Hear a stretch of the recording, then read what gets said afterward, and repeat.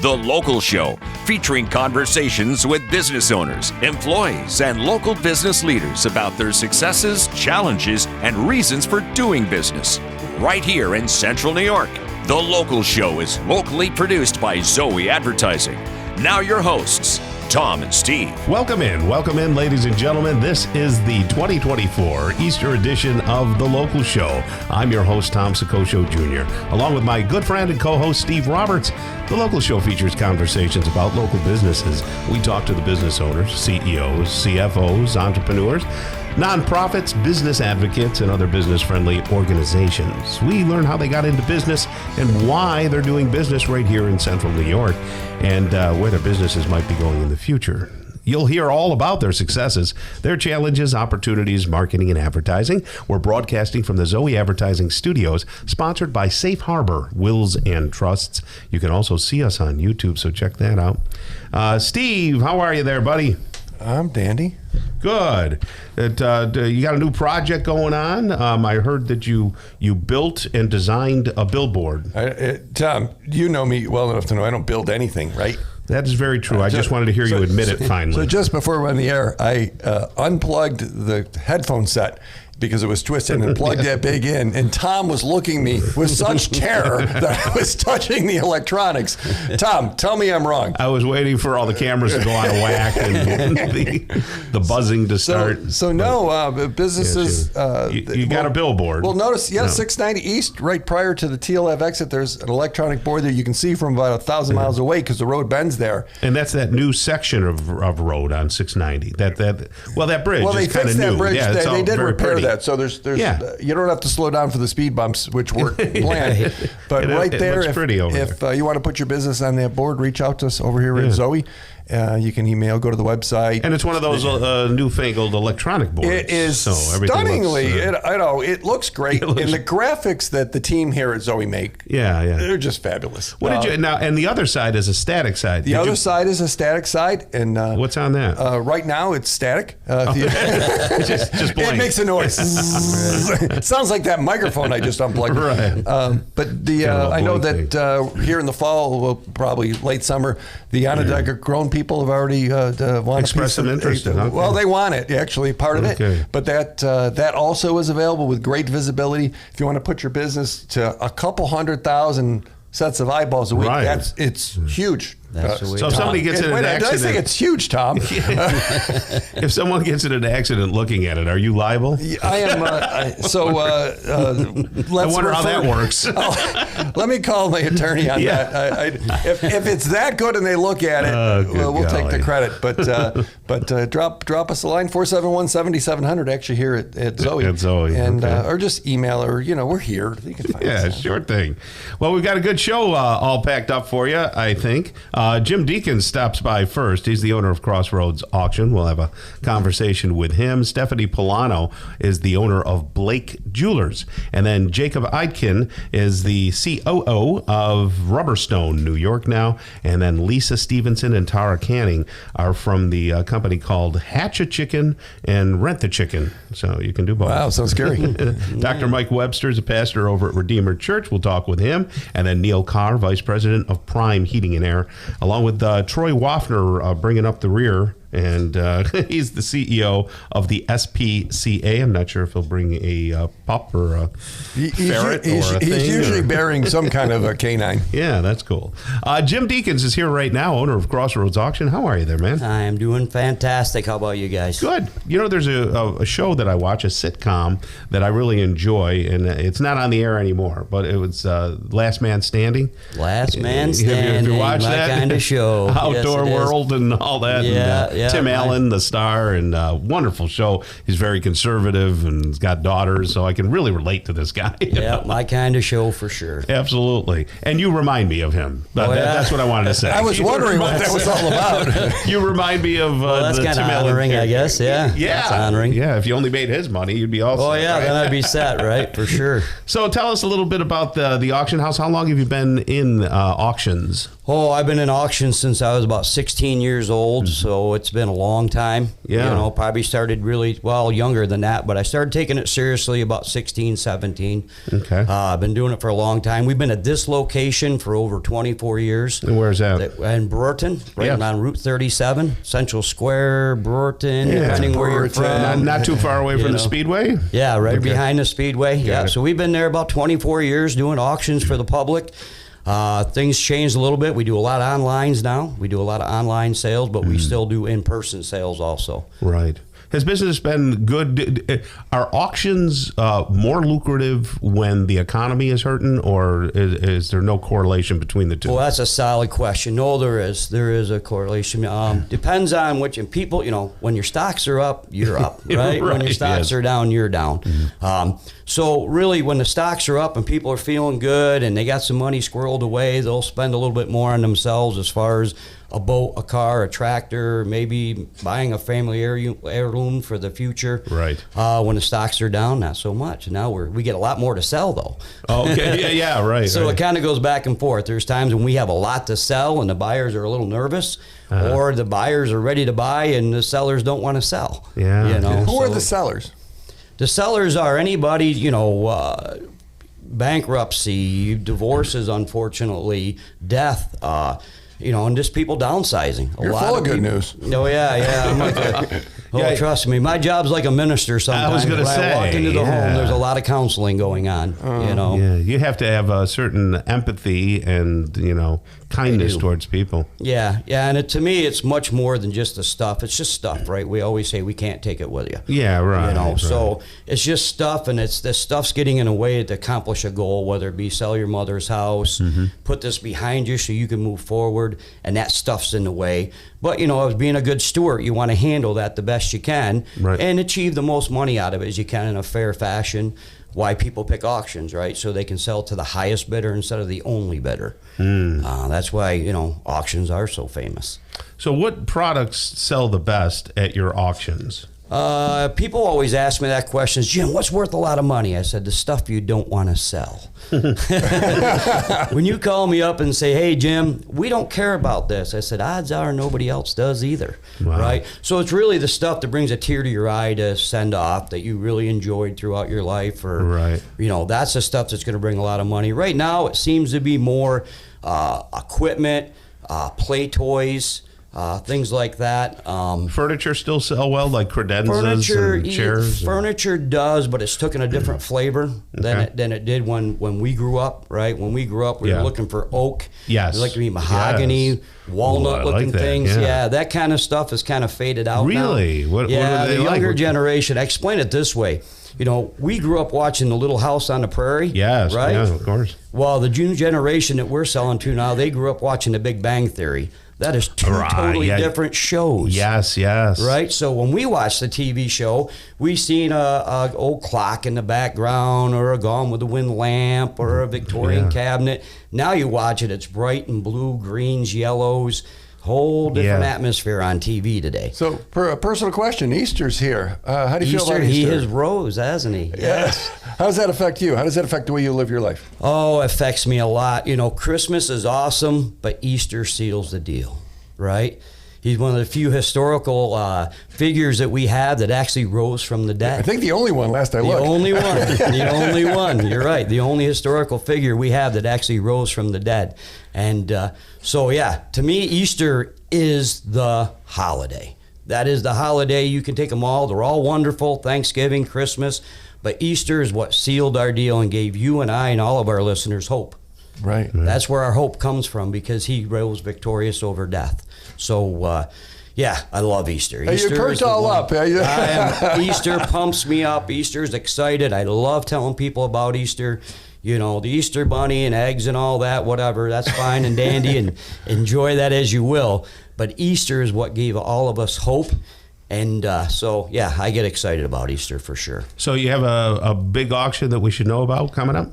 May 11th. Okay. May 11th is one of our biggest sales of the year. That's equipment, toys, play toys, four-wheelers, side-by-sides, everybody from all around brings their stuff to sell and then goes home with a bigger truckload. So if they want to buy or sell, is the 676-9091, is that a right number? 676, 9091. So they can call and have a conversation. Yeah, I got this stuff, or I got Mom's house, or whatever. And it's still crossroadsauction.net. Did I get that right? Crossroadsauction.net. Yeah, you can get a hold of us right through there. Send photos of there if you have something. Or I love conversations, so just give us a call.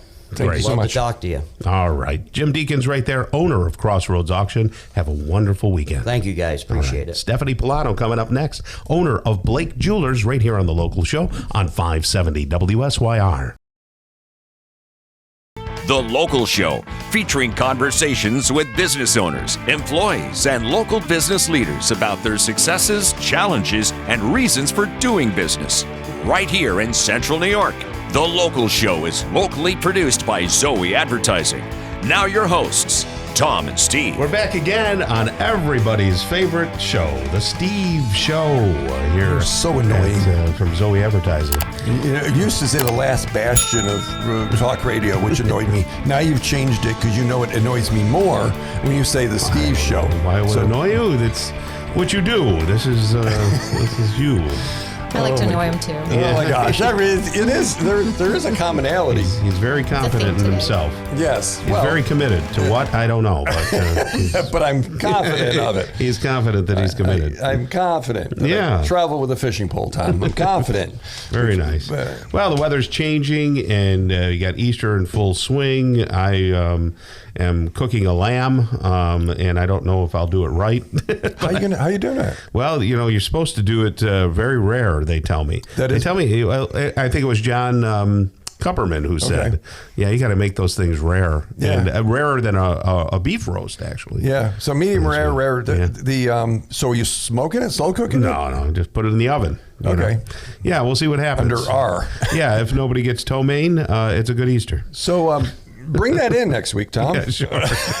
I love lamb. Some people are like, oh, you're eating lamb. I was in New Zealand a whole bunch of years ago. Went to a McDonald's. I got news for you. That was not a hamburger. Right. It tasted different. We determined it was a lamb burger. Oh, was it? Oh, Yeah. okay. But I love lamb. Yeah. Well, they say it's very healthy. I can't remember all the vitamins and minerals and all. Being that. a carnivore, what are you putting on? What's going on the table other than lamb? Lamb.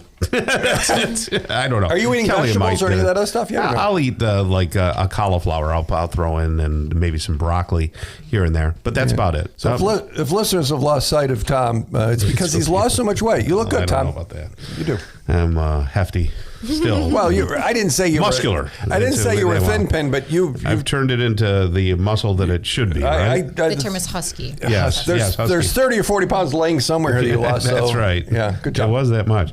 Hey, Stephanie Pilano's with us right now. She's the owner of Blake Jewelers. How are you there, Stephanie? I'm great. How are you guys? Good, very good. My wife loved the Celtic jewelry that I got. Good. Yeah, she was very, very impressed with that. Is there a seasonality to your business? Like, springtime, I always think of people wanting to, spruce up their look and stuff like that. And it's funny you even bring that up because me and my business partner were actually talking yesterday about having literal seasonal things. Like right now we have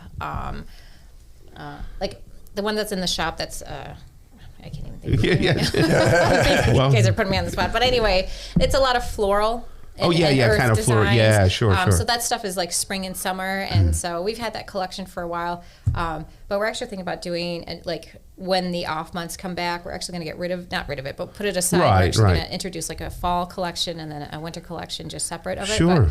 But because there's different looks. People wear different things. What is it? Master artisan. Okay, there we go. Ooh. Yeah, that sounds fun.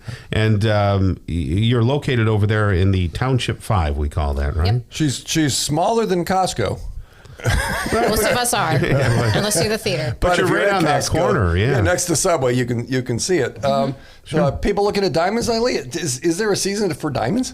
It's picking up, to be honest. Yeah. A lot of times it's springtime, so a lot of brides are just checking and seeing what prices are. I've actually had a lot of appointments coming since January, and they're starting to pick up. You say an appointment. Okay, someone going to look at a ring. There's an appointment. Explain what that process is. Well, you can you can book an appointment in a traditional way. You can email me or call me and say, and ask me if I'm available on a certain date or time, But more often than not, they're walk-ins. They're walk-ins, and everybody walks in confused and they don't know where to start. So they're like, oh, we're looking at rings, and I'm like, oh, perfect. Okay, this is how you start. So how do you start? Oh, okay. Well, how we do it is probably a little bit different than other jewelers, because we actually have a 6 to 8 week process with it, because it's a completely design your own customized idea. They walk in and we have a lot of samples that they can choose from, but it doesn't even come close to how many I can actually get. But they'll get to choose their diamond down to the actual diamond itself. So they can pick their sizes when it comes to the diamond. They can pick a color. I've had a green diamond recently, and that was pretty fun. Yeah, they come in all different colors. So they call them fancy diamonds. You can pick your carat, your shape, and then you can actually set any of those shapes or colors in any of the settings that we have.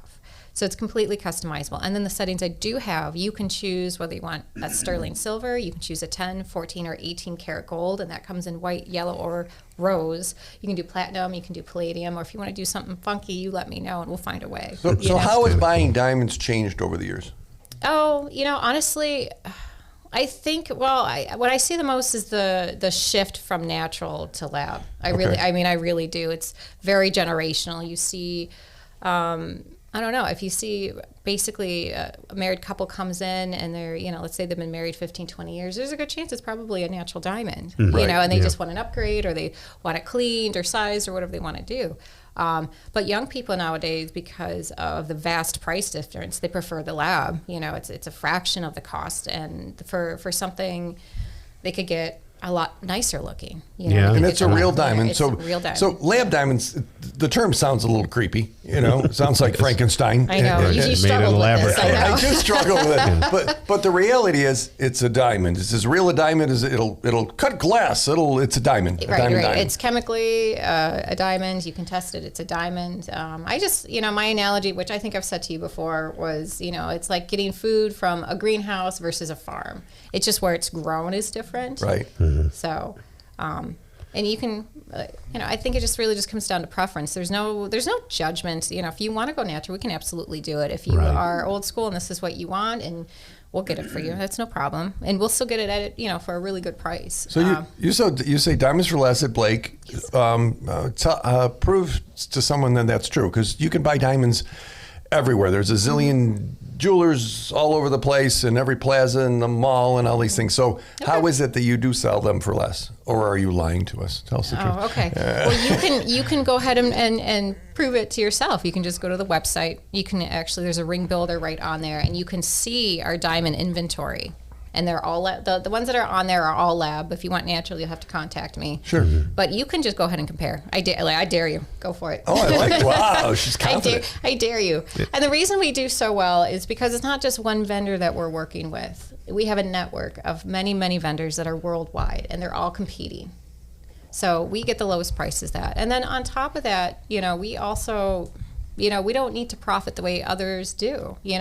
My favorite story so far is like when I was working on the green diamond, I'm still working on it, but when we first got the diamond in, I loved that this couple, they went all the way around. They went to the mall jewelry stores, they went to some other ones nearby, and they were specifically looking for a 2 karat marquee green, which is a very rare color even for lab. It just is. So they only found one other jeweler who had it. And this is a lab. This is not a natural. And they quoted them $30,000. For the similar diamond? For the similar, I don't know if it's exactly the same, but a similar lab, 2 karat green. That sounds like for that price, it should be under glass in a museum. For that price, right? For that price, they should be getting a natural. It's ridiculous. Yeah. And then we got it for $4,700. Wait, holy smokes! Yeah, but that's because it's rare. Honestly, if you wanted a starting price on diamonds, like I say, you just wanted a simple, clean 1 karat, nice one, $500 to start. No way. No way. Wait. No way. Don't tell my wife, because if I buy her diamond, I don't want her to know it costs that little. No, but it's because that was a rare green one. If you were to get like a blue one and pink, those are a lot more popular, so the price is down on that, but that was just specifically a green one. And it was crazy. It made me smile. I'm like, oh, so you went everywhere and you couldn't find it. And I happened to have it, and it's a sixth of the price, less than a sixth of the price. But aside from just the diamonds, you have a ton of other jewelry there that would be appropriate for the various seasons, springtime and summertime coming up, and people may want to match particular looks to their clothing that they're going to wear throughout the summer. Oh, sure. Yeah. So I basically put the jewelry in 3 categories. So we start with the stainless steel stuff. Everybody loves it. I'm wearing it now. What's nice about it is that it doesn't tarnish. The price point is bottom cheap, not cheap in quality. Right. But it doesn't have to have a zillion % markup. No, it doesn't. And it's strong. Stainless steel is strong. You can be rough with it. It's really a great metal for gifts. It's great for guys. It's and real great quick, for what else you got? Oh, okay. So like middle class range, sterling silver. I have a ton of it, gemstone stuff. And then we also have gold filled, which is an option for people who love gold but don't want to spend $2,000 an ounce. Right. So it's a sterling silver price point. It's beautiful stuff. And it keeps its color. So that's the other thing that's really nice about it. It's not a plated thing like a silver, like it's a gold plated solid, silver. It's not solid. Oh, no, not solid. But it's 5% gold. It has a mix with brass, believe it or not, because it actually works well with the gold. But Blake Jeweler next to Subway across from Costco, Township 5. Go get your gems and your stones and your stuff there from Stephanie. All right. Thank you, Stephanie. You have a great rest of the day, okay? Thank you. Okay. Jacob Eichten is coming up next. He's the COO of Rubberstone, New York, right here on the local show on 570 WSYR. Stick around. The Local Show, featuring conversations with business owners, employees, and local business leaders about their successes, challenges, and reasons for doing business. Right here in Central New York. The Local Show is locally produced by Zoey Advertising. Now your hosts, Tom and Steve. We're back again. I bet you're excited that you've got Tom and Steve on the line here from Zoey Advertising. Zoey Advertising is a full-service marketing company where we make radio commercials, television commercials. Steve has his very own billboard now that he well, I put your picture on it, Tom. to build.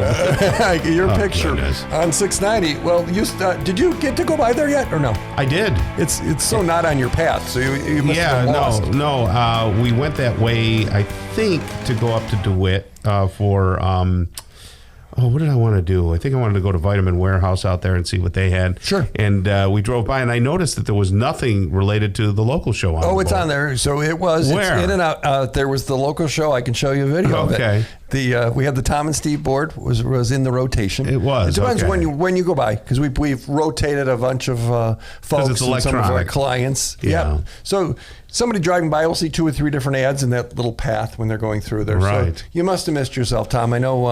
Well, you know the thing that says "Rent Me." Yes. I custom made those eyes. I know you. Those are very nice eyes. I thought those were one of scratch. I thought those were one of your children. No, I made those googly eyes. Or the wife, the Kelly, the look she gives you when you ask her for something. Yeah. So we've got a billboard. We've got all sorts of stuff. But Safe Harbor was up there. Yes, I saw that. Very clean. Charlie was up there. A nice picture of Charlie. Mattress makers. Yeah. And our friends at Syracuse Community Health. I don't know if you saw them. I did. I saw that one. Yeah, I didn't see us. So about Safe Harbor Wills and Trust, they have one of their workshops coming up here, or no? Yeah, no. Not for a while? No, it's... they do them out very so often, They got a right? gap right now. Yes, the dropped gap. my pen that I have to hold to think. So they took May off. They did one up in Watertown here just recently. Yes. So people are still calling them, and you can go to a workshop, but you don't have to go to a workshop. No. You can make a plan, update your will. It's amazing how old people's wills are. Yes. Like they did it when they had kids, and now they look like you. Yeah. and rules and things change. Even like who gets what and where. And the worst thing that can happen is that the state comes in and decides who gets what. Yes, right. Or someone remarries, and then the ex-in-laws get all the. It's messy. There's that. There's long-term care. People who get put into long care. Oh, it's a big deal. And John was here a week or 2 ago talking about how if you don't make a plan, things happen that you don't want to happen. Right. But you can take total control. Safe Harbor Wills and Trust. So just talk to them. They're case managers. 370-9977. 370-9977. Of course, safeharborwillsandtrust.com. You can go to their website, ask a question. They don't charge you to ask a question, and make a plan, because you don't want New York State's plan. No. I don't know. Maybe you do. Often not nice. No, not at all. Not at all. You got it. All right. Well, thank you, Steve. And Jacob Eichten is here with us. He's a COO of Rubberstone now. How are you, Jacob? Oh, I'm doing terrific. Beautiful day out there. It is. Jacob, how long have you been the COO? COO is sort of the title we gave me this year, just taking over more and more of Natasha's old job, trying to get our operation built out. So you're very important and very powerful. That's why we gave me that special title. Yeah. So do they use the word, do they call you a coup? Not yet. I don't think that's a thing. Yeah, we have the chicken people up next. Speaking of, well, that would be a coop. Yeah, it's not a coup. Well, like a coup. Yeah, sure, that would be a pigeon, whatever. right? That Tom? would be a pigeon, yeah. Leave the language Well, anyway. to Tom. So tell people what Rubberstone is, in Jacob. case they're confused by us. Sure. Rubberstone is a bonded granule overlay, so it pours into place. We're able to take care of damaged concrete or other hardscapes, wooden and interiors and exteriors. So we do a lot of garages, a lot of pool decks and patios, sidewalks, and pretty much anything you need to have covered over, we can take care of it. I think that I am not uncommon, as much as I'd like to. I'd like to think that I'm unique in a sense. Listeners are but roaring. I'm not. They're roaring at that. I Go think ahead, Tom. that a lot of my friends and neighbors and people all over this beautiful area are walking around their property since, the snow melts and things like that, right? So you start walking around and you go, oh, crap, this is broken. That's not good. I got to get a new one of these, and so on and so forth. So now I think people are noticing that maybe they have a crumbling walkway. Yeah, what do you notice about your walkway, Tom? Well, fortunately, I'm all set. Because I have Rubberstone in the front. And, when we got that bout of snow, it melted right away. My driveway, I didn't even bother calling anybody for the driveway because I thought it would heat up and just melt off.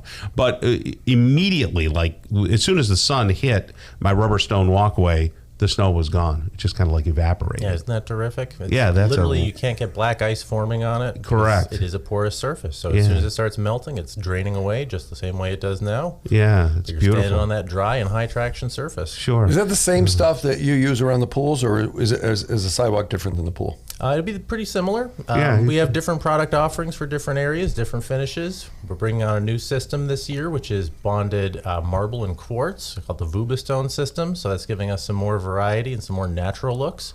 But we're still selling the rubber. That's a great choice for around the pool, or especially on the soft feet. So the Vuba, you could actually, if you wanted to have maybe expand your front porch and have a seating area and stuff like that. As long as you have a substrate down, you could put the Vuba over that? Yeah, you got it. Pretty similar to preparing for any other kind of hardscape installation. You get that gravel bed, and then we come in and lay down this really nice Spanish marble system. Oh, that's kind of cool.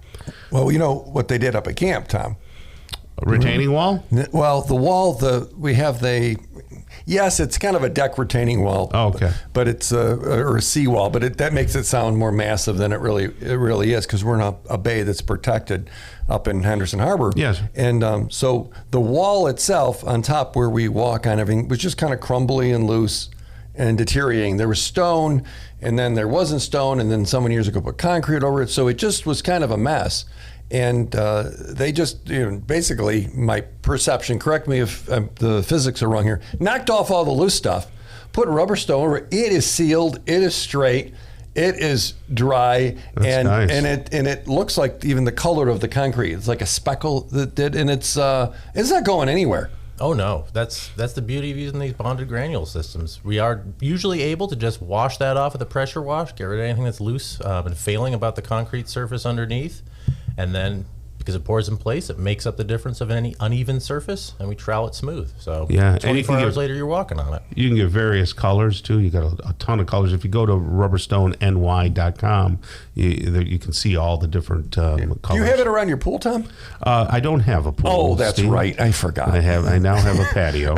But those people who do have a pool and are fortunate to have a pool, I see that a lot of times, and I don't know why. Well, Natasha always said, Jacob, she always says that because of our weather, you get that heaving, the ice builds up underneath in the moisture, so it makes concrete crack and all that. So all around the pool, which is a huge expense for people, they might have all that cracked stuff. When do you start doing pools? When do you start putting rubber stone around a pool? Well, this year keeps on teasing us, thinking we're going to get to start early, and then maybe it's going to push us back later, but we're still saying May 1st. We're booking for May right now, so we still got some slots for the end of the month. So people go, how much is that going to cost? That's what I'd be asking. Sure. How much is that going to cost? It's got to be cheaper than concrete, right? It almost always is, and of course it's also a lot faster because within a week the project is in and done, and you're using your area again. And with a concrete job, you'd still be getting ready to jackhammer it out at that point. Golly. That's true. So 463-5916, I have that number. So they can call and get a quote and say, how much is it? I have this pool. Can you look at it? Give me an estimate? All those kinds of things. Because you're right about it. It's cheaper than concrete, but it lasts forever. Right, yeah. That's interesting. So, and your Tootsies will stay cool when you're walking on it. You got it. No more skin knees around that pool. Yeah. Well, who knows? Well, with Steve, you never know. You never know. So 463-5916. It's still rubberstoneNewYork.com. They can see the products and things. But if you've got concrete that's compromised, or maybe the garage is even there, or even the basement. Do a whole garage. Or the basements, and you want to make it more livable. Rubber stone is pretty cool stuff, Tom. You got Excellent. Thank you so much, Jacob. Will people get you when they call? I will be answering that phone. Give us a call. We'll get a free estimate for you. Excellent. All right, Jacob. Have a great rest of the weekend, okay? Thanks, you too. All right. Lisa Stevenson and Tara Canning are from a company called Hatch the Chicken and Rent the Chicken. We'll learn all about their business next on The Local Show on 570 WSYR. The Local Show, featuring conversations with business owners, employees, and local business leaders about their successes, challenges, and reasons for doing business. Right here in Central New York. The Local Show is locally produced by Zoey Advertising. Now your hosts, Tom and Steve. We are back, ladies and gentlemen, and thank you, because that means you are too spending quality time with us on this Easter weekend. Tom and Steve from Zoey Advertising. Steve's hanging in there, drooling, probably wanting a big ham or a fatted calf. I don't know. Yeah, dinner's great, but I just love the tomb was empty. I'm a fan. Yes, you are. I am a fan that the tomb is empty, and it was empty for me, so I'm a fan. Very nice. Yes, happy Easter to all. Lisa Stevenson and Tara Canning are with us right now from Hatch the Chicken and Rent the Chicken. This will be an interesting conversation. How you doing, ladies? Good. Good, yeah. You can speak right up on get those up there microphones. close. There we go. You're probably thinking, well, Steve's loud enough for all of us, and you don't need to be loud, but you can certainly tell your story. Let's start off. Who's Lisa? Hold up here. Okay, you're Lisa. All right. Now, Lisa, are you from Syracuse originally, or are you? Yes, I grew up on the west side. Oh, okay. What high school did you go to? West Hill. West Hill. All right. Back in the 70s? Yes. Late 70s? Yes. Yeah, my dad was a music teacher over there. Oh. Tom Soccocio. Oh, yeah. Yeah. And Stan Colella was there at the time, I remember believe. Stan, yeah. Yeah, absolutely. My wife went there, too, but she's a lot younger. Well, not a lot. Just as a recurring thing, Tom married his intern. I'll just say that because anytime he references his wife, I have to say he married his intern. He thinks that's something funny, but it's not any big deal. Is it true? Yeah, well, when we met each other, we were both dating other people, but, There you go. she's not that much younger. She's only like 4 years younger than me. But anyway, okay, so you went to West Hill, and what'd you do after that? Did you go to college? Yeah, I went to Delhi, SUNY Delhi. Yeah, very nice. And did you have an interest in what? Veterinary science technician. Well, there you go. Go figure, right? And that's why you're kind of in the rural arts, if you will. Ooh, I like that. Rural arts, Tom. Yes. Very nice. Did you work anywhere in a corporate environment? I worked at Bristol Myers Squibb for 37 years. Oh, my gosh. Yep. Yeah, that's a long Pam time. Pam Bernay was my friend over there. She was a PR lady, and my friend Bruce Egan was a egg-headed scientist guy that was really smart. My golf partner probably still is real smart, but he moved away. I can remember just going up and down. Is that Thompson Road that Yes. goes? Yeah, Yeah. And you just smell the aspirin. That was penicillin, but that's okay. Yeah, penicillin. Penicillin, yeah. I'm allergic to penicillin. Yeah. No wonder I swelled up when I went over that there. explains no, I didn't. Okay, so and now you rent chickens. Yes. Okay, so we're going to hold there because we got another guest here, and it's Lisa Stevenson. How you doing, Lisa? No, this would be Tara. I'm sorry. Yep, Tara. No, or Tara, right? Tara. Yeah. I know several people who are Taras and Taras, and I always mix it up. You never know whether to say Tara or Tara or. So you call them Lisa. That's exactly it. You figured out my trick there. So Tara, are you from Syracuse? Or? I am. Okay, and where'd you go to school and everything and grow up? Graduated from Henniker High School. Nice. The tough school, yeah. Yes. You could probably beat the crap out of the West Hill people, yeah. Home of the marching chickens. No, the Bulldogs. Right? The Knights. The Knights. There we go. Yeah. Were you a North Sider? Yeah. Eastwood. Eastwood area, yeah, that's nice. I used to run Cal's Gym up in Eastwood. That was way back, but you're probably younger than me. No, I remember You Cal's. still even remember Cal's? Yeah, isn't that something? And my grandparents had a house over there on Highland Ave, so not too far away from the actual high school and everything. So now you, one of you is rent chickens, the other does something else with the chickens. What do you do? Talk to us. Talk turkey. Let's go. So I started the Rent the Chicken. Okay, You can get a little closer to that mic. And she hatches the chickens. No, I started Rent the Chicken and Hatch the Chicken together. Oh, I see. I got you. And then my husband said that he wasn't going to help me anymore with the rentals. Why not? What does he want to do? It's getting too hard for him physically. Okay. It's a lot of manual labor. So is he retired now, or is he Yes. still? Okay, gotcha. Yes. So Tara is actually taking over that section of the business, and then I continue to do the Hatch the Chicken. Okay. So why do people do this? Why does anybody want to rent a chicken? Talk to us here. Why did you guys start that? Yeah. Well, I thought about that I already had chickens, so I was like, You were already I doing can it, rent yeah. chickens. So I found a company called Rent the Chicken that actually does it, and I signed up to do it. And my husband's like, I'm not helping you. So how long ago was this? This was I signed up in 2018. Oh, okay, for a while. So we've been delivering chickens for 5 years. So pre-COVID, you were doing Yes. it before COVID Okay. started. Yes. And were you still delivering during the pandemic and everything? Yes, we were. Very nice. Because we could do what they call hands-off deliveries. We Sure. would just deliver everything, and the people would look out their windows or stand, And you 30 feet away. throw the chicken at them? Yeah. Well, the chickens are in their Incoming! So Tara, how did you get involved in this thing? I wanted to branch out from the business that I was already doing, which is hatching and selling day-old chickens through the mail. Okay. Okay. So it was a natural fit. Was. I breed Icelandic Viking chickens, and they're on the threatened list of the Conservancy Heritage Livestock. Okay. What makes them special? Okay. Mm-hmm.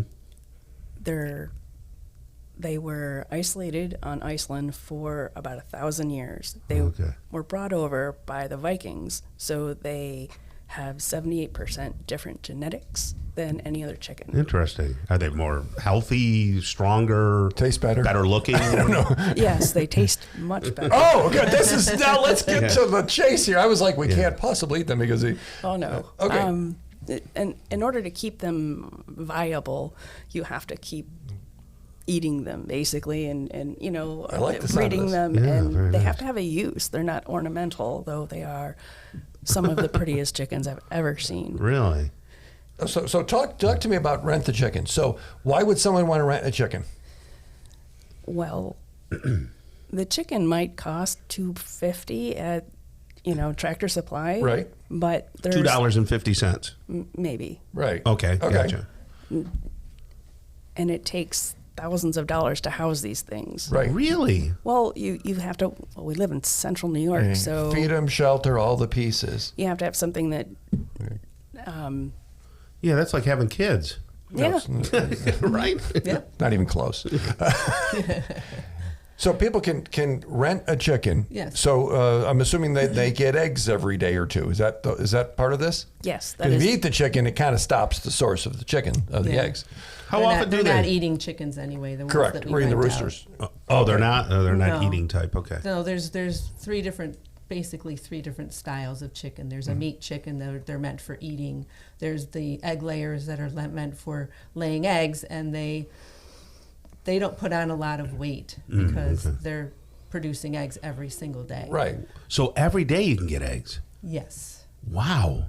That's That's pretty worth fresh. the price of admission right there. So for 2 hens, you'll get roughly a dozen eggs a week.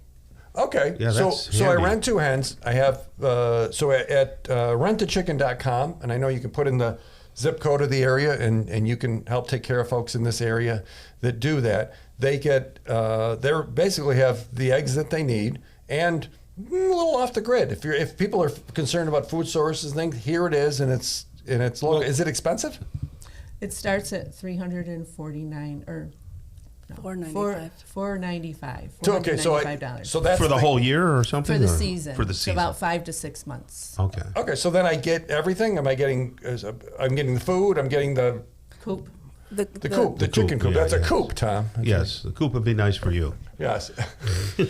So it's the coop, the food, the feed, the bedding.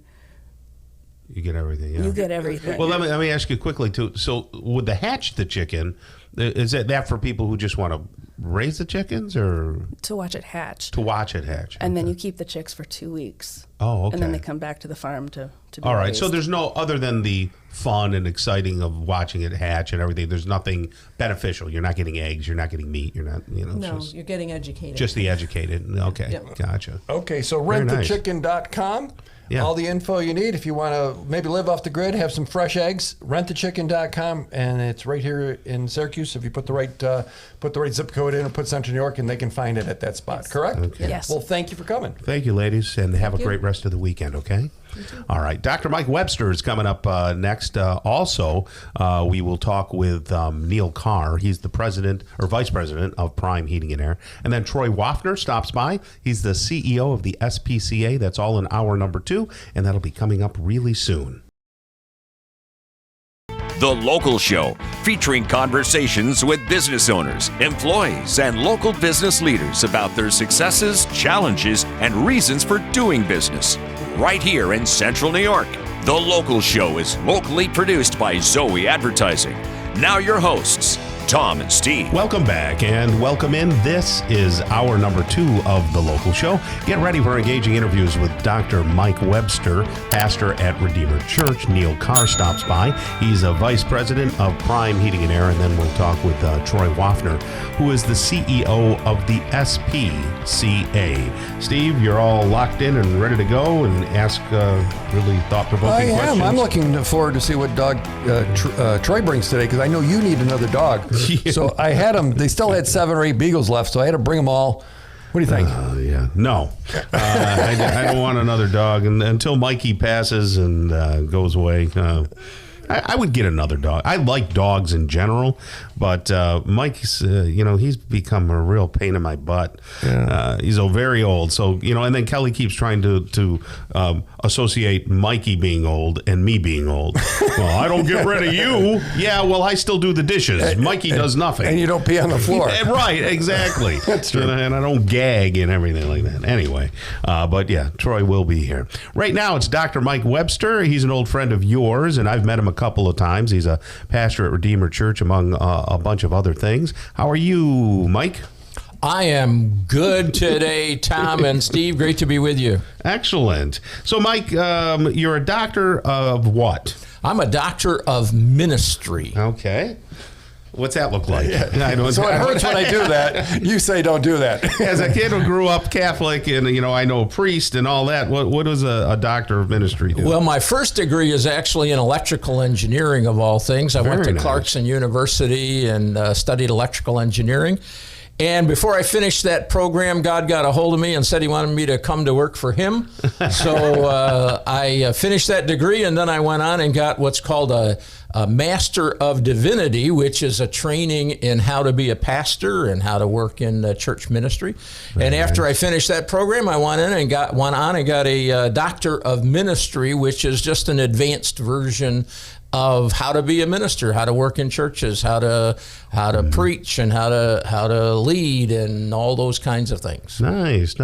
Did you ever work in the field of electrical engineering? Only for my own entertainment. Okay. That's what I wanted to do, actually, before I went into communications. I wanted to go to Syracuse University, L.C. Smith College of Engineering. And they said, with math scores like yours, you're lucky we let you on campus, period.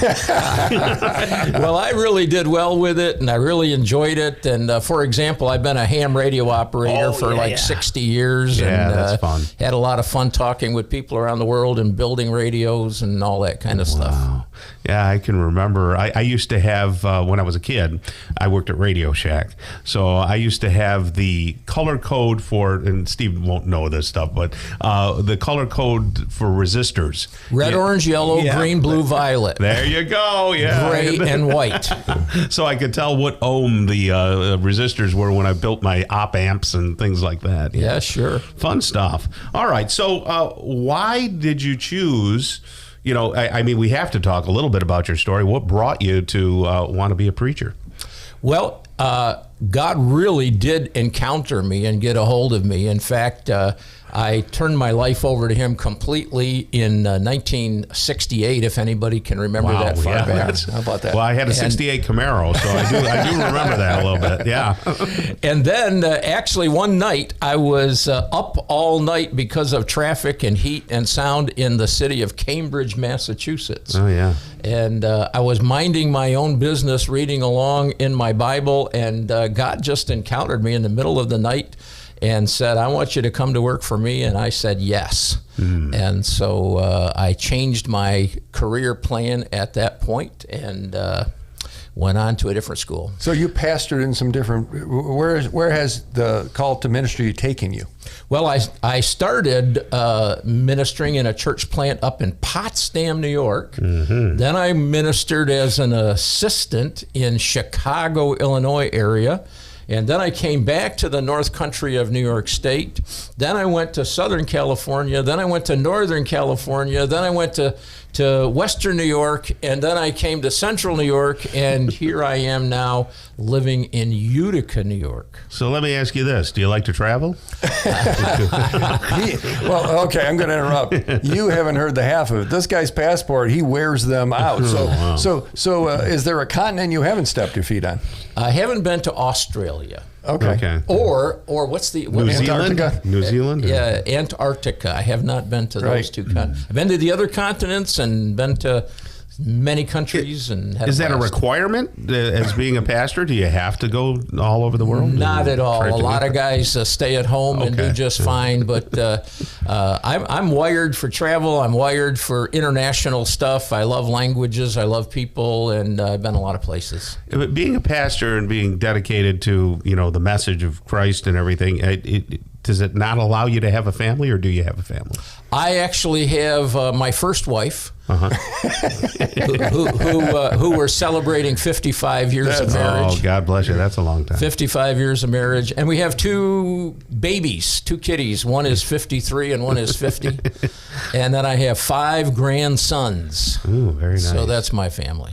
That's nice. So before you came to Christ, now I'm assuming since Redeemer Church is kind of an evangelical Christian church, were you another denomination? Did you have a background in, like, were you Catholic or Lutheran or anything like that? My earliest background was with the United Methodists and had some experiences there. And then from those early days, from that point on, I have kind of been in the pond, been in the stream that the Redeemer is in, and been in those kinds of places and those kinds of churches. Yeah. What makes it special? What's different with a Christian church than the other flavors, if you will? Well, our particular pond is full of life. That's what I like. And it's full of personal relationship with Jesus and personal relationship with our Heavenly Father and personal relationship with the Holy Spirit. And then seeing how those things bring us to life and bring us to freedom and bring us to great experiences of forgiveness and healing and touch. And that's what I like. So how, right now, with your experience and your I'll call it a resume, Easter is upon us. How does that maybe make people feel or think differently than other times of the year? Well, it's the high point, really. It's the high point of the Christian year. Yeah. You know, a lot of times people think of Christmas, but Easter's bigger. But you know, you say something that's very interesting there. It is a high point for Christians. If you're Jewish, it's not such a high point. Well, interestingly, it corresponds on the calendar with the Jewish festival of Passover. Yeah. So they're actually celebrating some things. And just a week or so ago, they celebrated the festival of Purim. So Jews are celebrating on their calendar, and sometimes it overlaps with the Christian calendar. Yeah, but they're certainly not celebrating the birth of Christ, because now, you know, correct me if I'm wrong, a Jewish person would not think that Christ is the Son of God, right? They would not. Yeah, okay. They would not. I mean, there are some Jewish believers. They maintain their Jewishness and follow Christ. But for the most part, no. Jews will think, no, this is not the Messiah. And what are they celebrating with Passover? They're celebrating the historic law that came and said, here's how you are to remember the coming out of Egypt, when I brought you out of the captivity of Egypt, and I brought you through the Red Sea, and I brought you to the Promised Land. That's kind of a memorial celebration of those things. Explain what they would do. Well, in the Old Testament days, they would sacrifice a lamb, actually kill a lamb and shed its blood and sacrifice it as a memorial of the time on the night of deliverance from Egypt, when they had to apply the blood of a lamb to their doorposts so that they would be safe in that time. And tell me how that carries over to Christianity and symbolism. Well, now, today, Jesus is our Passover lamb, and his blood is applied to us internally in our hearts, the doorposts of our hearts, and now God keeps us safe and delivers us just like that. Excellent. Well, we're just beginning to unpack the Easter and the mysteries behind it, and the traditions, and how it is to be a Christian during Easter. So we're talking with Dr. Mike Webster. Stick around. We're going to continue that conversation right here on The Local Show on 570 WSYR. The Local Show, featuring conversations with business owners, employees, and local business leaders about their successes, challenges, and reasons for doing business. Right here in Central New York, The Local Show is locally produced by Zoey Advertising. Now your hosts, Tom and Steve. We're back into it and back at it again. Happy Easter weekend to all of you. I wish there were a few more tulips up. My tulips have not popped. There's daffodils and tulips that all come up at the same time. Have you ever been out to the falls, Niagara Falls, and seen all the tulips that are out there? Niagara Falls? Yeah. In Niagara seen the Falls. tulips? Yeah. No. Okay. I've been to Niagara Falls. I don't remember. Yeah, there's a lot of tulips over there. I love the tulip. And it's more a May thing, isn't it? Yeah. Is it that early? No. Tulips come out in April. Okay. Yeah. If we don't get too much snow, even when we do get snow, it's amazing. God's got a plan, and He orchestrates it very well. All the plans better than come you up or I at the right time. We've been talking with Dr. Mike Webster. He's a pastor at Redeemer Church, among other things, and he's got a long history of being a pastor, a preacher, whatever you want to. Other names, I don't know. It's all sorts of names. But we were talking about Easter, and Steve had asked a question about Passover. Passover, and how it translated over to Easter. And you were about to talk more about how what Easter means to a Christian. Well, first of all, Tom, if you want to see the tulips, you got to go to Ottawa. Oh, Canada. Ottawa, Canada. That's okay. where they have the tulips. Yeah, go along the canals. Up to the Rideau Canal. Go up there and you'll see them. Well, so I think we were talking about the connection between Passover and Easter, in the Old Testament they sacrificed a lamb, and now Jesus is our sacrifice lamb. He died and was buried and rose again. We celebrate that on this weekend.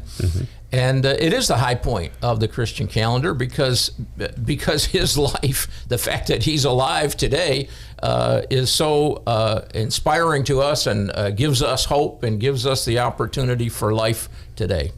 So some people that maybe go and visit churches on the holidays, and it's, they do it because it kind of feels like the right thing to do. How is it that people's faith or believe in God can go from their head to their heart to their feet? Because you talked about when you referenced back Clarkson, you're like, hey, I meant God there. And there are people that, they were in prison, they were an axe murderer, and oh my gosh, God showed up. Well, of course you need a God. You were an axe murderer. We don't have a big demo of axe murderers listening here, Tom. You don't know that. Well, that's true. Very good point. So how does someone expect or embrace that change? Well, you embrace it by turning your attention, first of all, to God, and realize that God is real and that Jesus Christ is real and alive today, and the Holy Spirit is active today. And you celebrate that at the Easter weekend, and then you realize that because he's alive, you can be alive.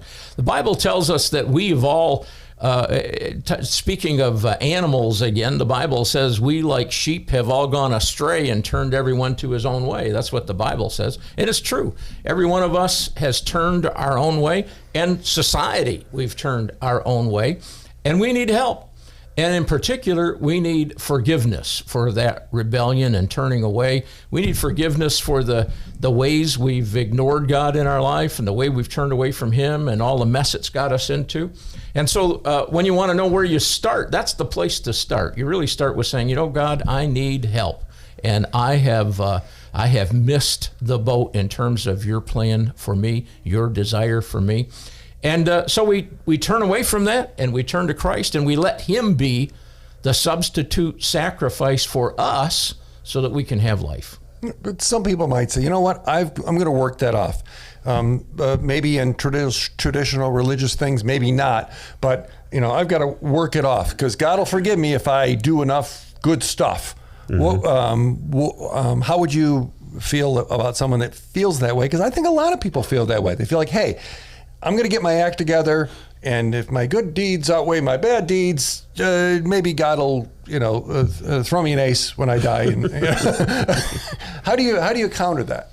Well, that's a philosophy that the world likes, and it comes out in a lot of the different world religions. You have the idea of karma. You have the idea of piling up good works. That's a philosophy that comes from the world, but it's a bankrupt philosophy. You can never really do enough to be good in God's eyes. You can never make up for your rebellion against him. You can never find your way to a place in heaven forever where God says, oh yeah, you're good enough for me to live with you for eternity. That's just never going to happen. Right. You say that with confidence. How do you know?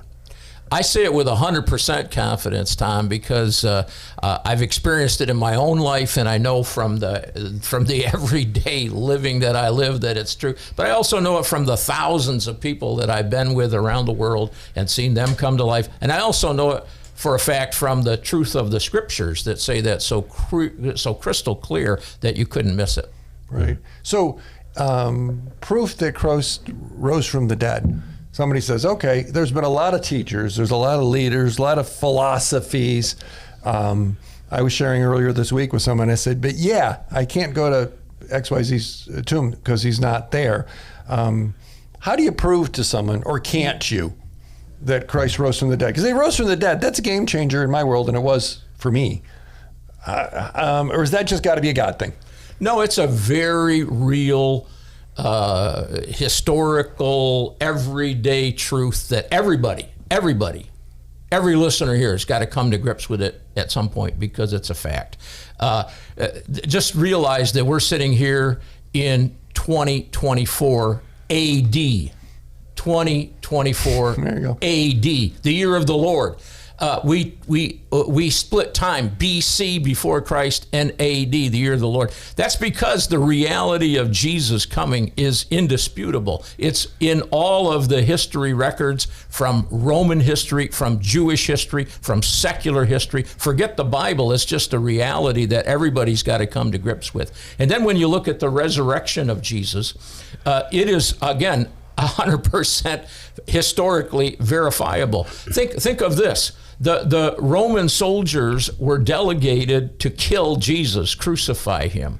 And in Roman law, if they were responsible for a prisoner and they lost the prisoner, or they escaped or got away, whatever, according to Roman law, the Roman soldiers got the penalty that the prisoner was going to get. These soldiers were going to kill Jesus, because if they didn't kill him, they were going to die. So he really died, and it was verified by Pilate and others. And then he rose again. Now, the Jews didn't want Jesus to be resurrected, and the Romans didn't want Jesus to be resurrected. In fact, they guarded the tomb and locked it up. And so when there was an empty tomb, the Romans didn't want it, the Jews didn't want it, nobody wanted it, except Jesus was alive. And he was seen by more than 500 people at a time.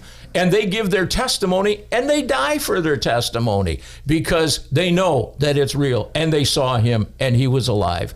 If somebody came along today and said, well, President John Kennedy is alive, and we saw him, it would be very quick work to prove that they were wrong. Mm-hmm. But you can't do that with Jesus, because he's alive. Right.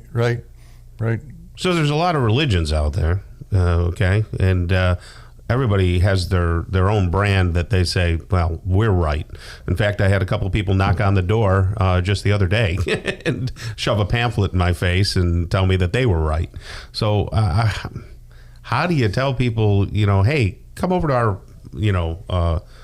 church and let me tell you about all these stories and things like that? Well, Tom, I think you do have to put your headgear on and say, I'm going to think clearly. And I think you do need to look at history, because a lot of the religions are so empty when it comes to real history and real investigation. Christianity stands up through every investigation over time.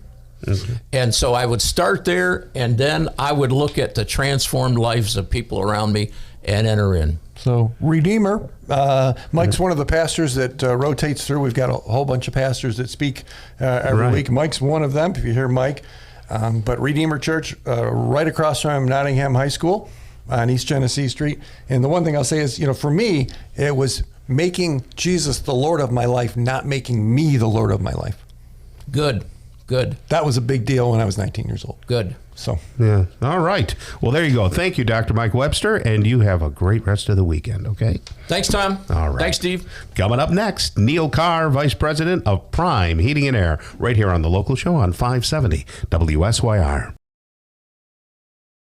The Local Show, featuring conversations with business owners, employees, and local business leaders about their successes, challenges, and reasons for doing business. Right here in Central New York. The Local Show is locally produced by Zoey Advertising. Now your hosts, Tom and Steve. Welcome back and welcome into The Local Show with Tom and Steve right here on 570 WSYR. Check us out on YouTube. You can see a bunch of videos there. Look at some older segments and all the different types of businesses that we've interviewed over the past several years. We got a mattress this week, Tom. You got a mattress? We got a mattress, so we had in our extra room the mattress. It was time. Yeah, it was time. So the twin bed. So we went over to Charlie over at Mattress Makers, and he's like, "This is what you need." And I like that people know what I need, because I don't know what I need. and they delivered it out and got it in and got it out, and it's all good. Good. And so if you need a mattress, Mattress Makers on Bridge Street across from Fleet Feet is what it kind of is the way. And I went to the Eggplant. Have you been to that lately? Yes, I have. I hadn't been there in forever. I went there a few weeks ago. It was delicious. Oh, was it? I hadn't been there I don't even remember, but I got eggs Benedict. Oh, it's really good. So you can tell you can't eat anything though anymore, right? You can't. Well, yeah, no, I could. What do you do in a I wouldn't get restaurant? the bread. Just give me the meat. What do you just give me the meat? What do Just you eat? meats and more Plate of meats. sausage and bacon, apparently. That's right. I would do that. Well, and eggs, you know. And eat I could do a whole omelet, and I like I say, I don't alienate my vegetables too much. I still Alienated vegetables by onions, and I do love cabbage and stuff like that. So I'll interject those. It's all what bothers your gut, you know. Like there's certain things I'll eat that are like, oh my goodness, now I really notice that they bother me because you used to eat all kinds of everything. Right, exactly. And the biggest thing is you don't eat processed foods. Nothing. Anything. Well, Charlie's mattresses are organic. You can actually eat them. Yes, of course. Yeah. If you need a mattress, go see Charlie. You'll pay less. It's made in Syracuse. Mattress makers on Bridge Street. I like to shove a mattress down your throat. Anyway, so we're here with Neil Carr right now, Vice President of Prime Heating and Air. How are you there, Neil? Doing well. How are you guys? Very good, my friend. What's new in the way of HVAC? Yeah, coming off the home show, so that was good. It was a good weekend. Tell us it was about great. that. Yeah, it was a great turnout. Weather was decent, a little chilly, but not bad. Right. Had to fight against the St. Patrick's Day parade, but I heard that was a great turnout down there. But people before and after, I think they came out Sunday morning, early afternoon was another good turnout. So yeah, it was good seeing people, seeing customers popping over, saying hello that either we haven't met yet or we see every year there at the home They're like, show. I know your voice from somewhere. Are you Neil or are you Dwayne? Is that what they say? A lot of times, yeah. So you know, I've participated not only in the home show when I was a marketing director for Comfort Windows, but also I've been in hundreds of bridal shows, you know, for my DJ services. How do you feel about your competition being there and all that? How does it make you feel? It doesn't bother me. No? No. I mean, there's no difference to that for me than, you know, going out doing a quote for someone and they're like, well, all right, we got 2 or 3 other companies coming to give us quotes. We'll let you know. So why doesn't it bother you that they're there when we're there? Yeah, like there are people that have competition, like, oh, look, there's my. So you say that confidently, and I can tell you mean it. You're like, hey, we're us. So why the confidence? Yeah, I mean, I know what we do. I know what we offer. I know there's a lot of options. And if people stop in and talk to us, you know, I think a majority of the time it's a good conversation. I think there's a different feel with us than some of these other maybe corporate companies, especially at a show like that. Well, one, they're talking to a lot of them are talking to employees. Right. You know, they're talking to employees of a company who are forced to be there or are getting paid to be there. Sure. Dwayne and I are there because it's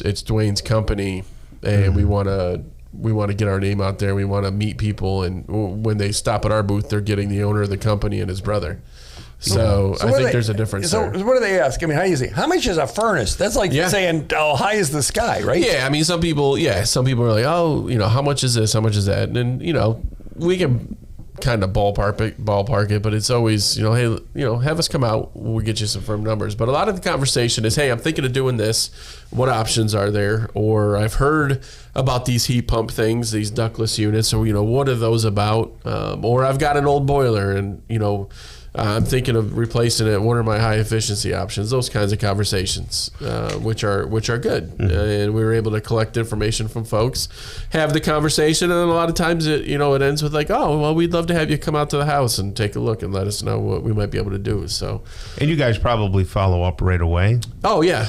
I know that's a big complaint that I've heard with home improvement companies that you never hear from the people. Right. Yeah, follow it up with I would say pretty much 95% of them, or at least left messages, and we'll follow up on the messages this week if I haven't heard back. So of all the ones that we were able to speak with, you know, we had quotes scheduled, and we've been out there to a lot of them already, and we'll get out to the other ones. It always bugs me when people don't compare the same thing. Well, that's the other big thing. Yeah, people ask, well, how much is this? Well, this person told me this much. And it's like, well, what were they quoting? Yeah, that happens. What were they quoting? That happens in our industry. Well, we got a really good deal, and you go, what'd you get? And they tell you like, that's not a good deal. Right. it was cheaper, but that's no deal. Yeah, right. It was less money, but you didn't get half of what we were going to get you. Correct. Right. Yeah. How important is the actual product? Are all products created equal these days with technology? Pretty much, being the way it is. Yeah, pretty much. You get one manufacturer that comes out with this new crazy thing that everybody loves. A year or two later, everybody else has it. So it's equipment is very, very similar. You can get you have your choice of 10 different 95% single stage furnaces brands, right? Right.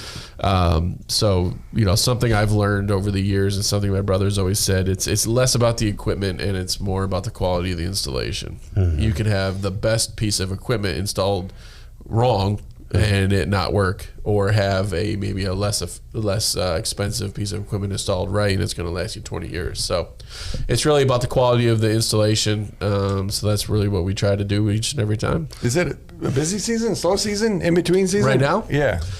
We're in between. Yeah, weather's starting to get, you're starting to get in the 40s, 50s, so heat's getting used a little less, but we haven't hit the AC season yet when it gets into the 70s, 75s. So once we start to get 65, 70 for 4 or 5 days in a row, then that's when we start getting out on our AC maintenances and making sure people are ready to go for the summer. Yeah, I was going to say that you mentioned that last time, AC service. Yep. And I guess you could get into that now, though, like the servicing end of it, meaning you clean out the leaves from the compressor. Yeah, but we can. You can do a decent maintenance now, but if you're checking charge or refrigerant levels, you got to have some warmer weather. Oh, you do? Yeah. Okay. I didn't know that. Okay.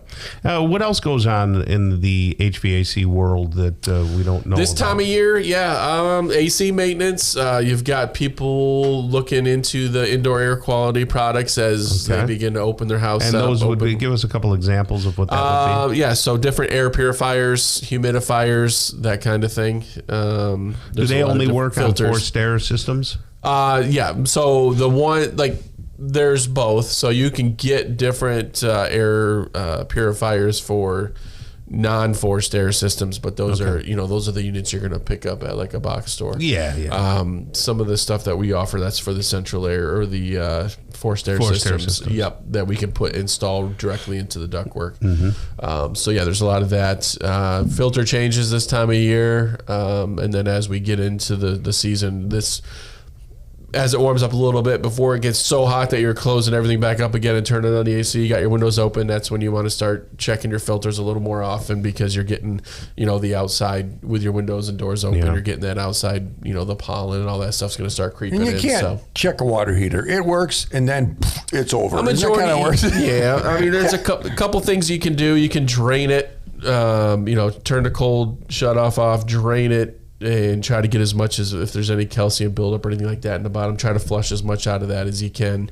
Where do you drain it to? If it's in the basement? Yeah, well, you'd have sump pump? Or? Yeah, if you got a sump pump, or if you got a sink, you got to get a hose onto it, or run it out a window, or into the adult children's room so they move out. So right. Yeah. So there's a few things you can do, but most of the time they're made to just replace. All right. Well, I still think you probably have holes in the schedule that you can fit new customers into. Yeah, give us a call. Yeah, so we'll encourage people to call 802-4287, 802-4287. Go to the website too, primeheatandair.com. We've been talking with Neil Carr, Vice President of Prime Heating and Air. Thank you so much. Yeah, thank you guys. Good to see you again. Good to see you. Troy Waffner's coming up next, CEO of the SPCA. That's dogs, cats, and varmint and things like that over there. So that'll be next on The Local Show on 570 WSYR.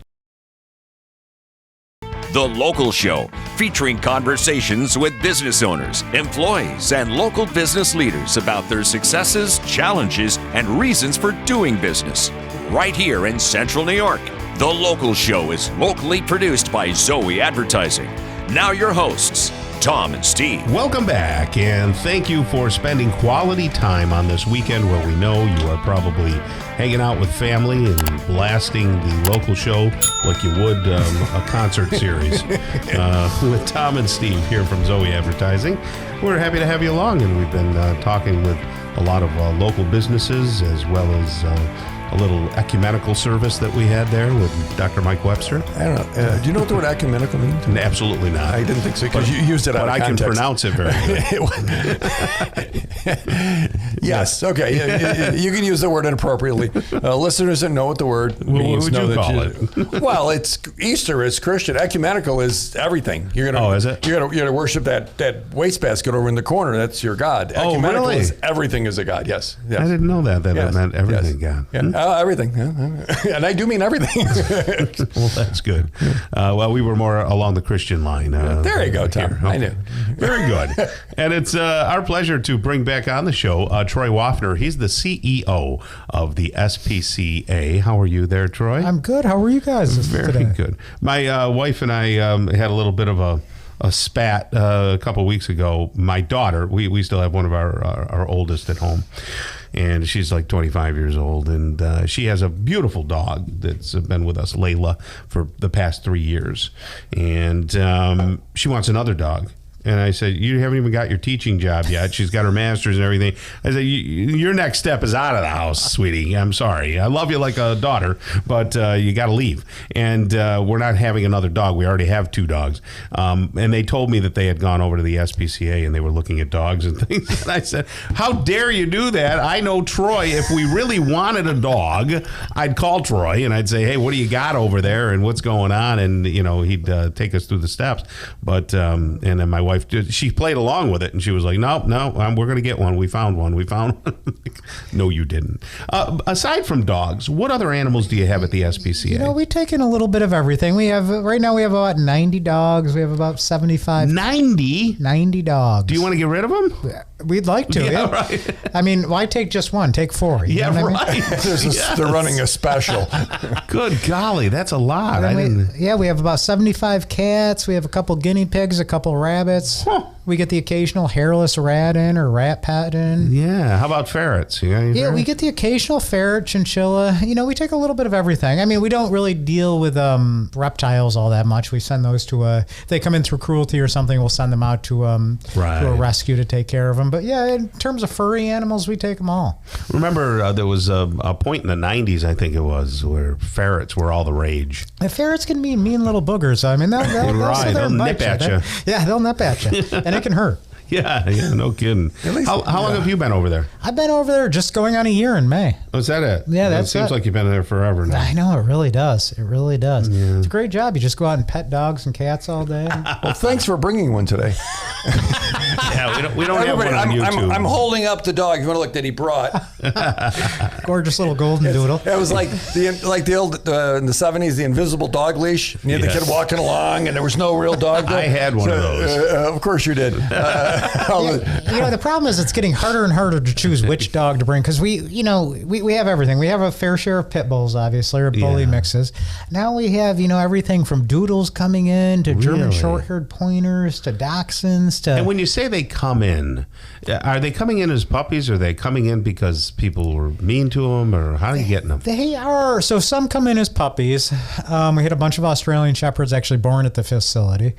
We had some pity puppies born at the facility. A lot of them come in either through strays, dog control, and mainly those animals are dumped. People couldn't figure out a way to get rid of them, so they just dump them. We do have some come in through cruelty, which doesn't mean somebody's beating the dog with a baseball bat. Yeah. It can mean anything from unsanitary conditions to abandonment. They can't take care of the animal anymore. All those come in through cruelty, and we get a fair share number of those. I mean, last year we took in 1,200 animals. Good golly. Right. But you're unlike some other organizations that have animals. You don't really pick and choose your animals. They're kind of delivered to you. Is that a fair way to put it? Yeah. We're like Ellis Island. We take all. You know what I mean? But most of our animals are delivered to us either through dog control or cruelty issues. Yeah. We do take some surrenders when we can, but we don't pick and choose them. I mean, we're not out there shopping for them. And still, they have less dogs than the southern border has people coming in. No, that's a lot of. So I like the term pity puppies. It's the first time I think I've heard that. I happen to like pit bulls. Am I weird? No, you know what? Not really. Everybody walks in and they go, well, I don't want a pit bull. And then they look at one, they go, that's a really nice dog. I want that one. Sometimes not realizing it's a pit bull. They have a stereotype they're thinking when they see a pit bull. Most of them are mixes at this point. They're mixed up with a boxer or a Labrador Retriever or something. So they're great little dogs. They're loyal. They're fun. They're great with kids. They're like, the dogs, a lot of people want to stay away from more than pit bulls or chihuahuas, believe it or not. Really? Yeah, just because they're little nippers at times. I mean, they're little ankle biters. At least they're attractive. Not really. Wow. Not pretty. Yeah, just picture Tom. Just picture Tom up in the pastures in the Cicero. He's got his nice house, his nice car, his nice family, and he's walking down the road with a chihuahua. Who is not going to look out the window and laugh at this poor guy? He's working out now. He's got muscles, and he's walking this dog that weighs 8 pounds.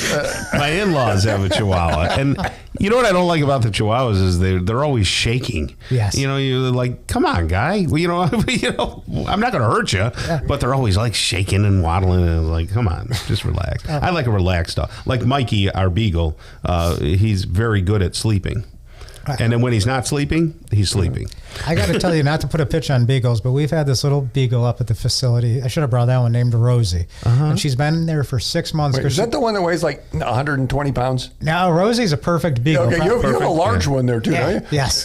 But Rosie's been with us. We took it as part of a cruelty hold, and the guy wouldn't sign it over to us. So the DA finally got involved and said to the big person, either sign it over or pay him $6,000. I don't understand. What does that mean? Like so when a cruelty hold? So we took this animal on a cruelty. We took it through a cruelty case, and a lot of times the owners will just sign it over to us at that point. Why would you want to keep it if you're being cruel to it? This gentleman didn't want to sign it over, which means we can't do anything to it. We can't, other than maintain its basic health. We can't have volunteers walk it. We can't have volunteers interact with it. That's crazy, isn't it? So the animal really just sits there and rots and all. Oh, that's horrible. So the DA's office finally got actively involved and basically forced him to sign it over to us. So that dog will now come available, and it is the sweetest, most lovable little beagle you'd ever see. Little rotund because it hasn't had a lot of exercise, obviously. But it's like you, Tom. Yeah. How old? It's about a year. Oh, just about a year. Your wife and daughter might be. Look at Tom's eyes. Tom is leaning into this. I can see it on your face. Well, because Mikey's a male, so I was thinking to get him a little sister, right? Yeah, absolutely. Yeah, absolutely. And then my house will smell like the SPCA. With the amount of dogs I have. So we're renting a lab right now. I think we told you about. People say renting a lab. Yes, we have my young son who got deployed. We have his black lab, who's a year now, who we've well trained, paid lots of medical bills, all kind. We've got it all figured out, and he'll come back and take the dog. That doesn't seem fair. Can you help me, Troy? Just tell them no. Yeah. So, you need volunteers over there? Oh, we always use volunteers. We use a lot of volunteers just to walk dogs, and they come in and they get. On a good weekend, they will get every dog out every day for exercise, and then they come in during the week as well. And that exercises the person too. Yeah, absolutely. So it's a win-win, really. But we have people who socialize cats, play with the guinea pigs, clean the laundry. How do they get involved? Yeah, how do they do that? Go to our website, cnyspca.org, and there's actually a link on there for a volunteer sign-up sheet. Okay. Small orientation, and then you can get right involved. So Easter's here, spring is here. Time to get a dog from the SPCA. It is, and like every non-creative trendsetter, we are following the eclipse. So next week is going to start for a week the Total Eclipse of the Heart adoption event. Oh, very nice. Where you can come in without an application or appointment. You can visit with the animals, choose the one you want. We'll get you set up with it. They do it in a dark room. That when the ugly ones get adopted. Tom. Steve is a walking eclipse, by the way, just so you know. Turn the lights off. Thank you so much. That's Troy Waffner right there, CEO of the SPCA. You do a wonderful job over there, and all of your people are just great. So thank you. Thank you. Okay. All right, Steve, that's going to wrap things up. We'll let you get the fatted calf all set to go. Happy Easter weekend, Tom. Happy Easter to you. On behalf of the local show, Zoey Advertising, and Tom and Steve, God bless you and your families. Today is a great day to relax and exercise throughout the weekend. Do it with a family member, obviously, or a friend, because you should all be gathering together. It'll help keep the body and mind healthy. The local show is heard every Saturday morning from 11 to 1, and then again on Sunday morning from 7 to 9. Listen together with a friend. Until next week, get down to business and keep doing business locally. Tell your friends about the local show right here on 570 WSYR, 106.9 FM, the iHeartRadio app, and on YouTube at Zoey Advertising.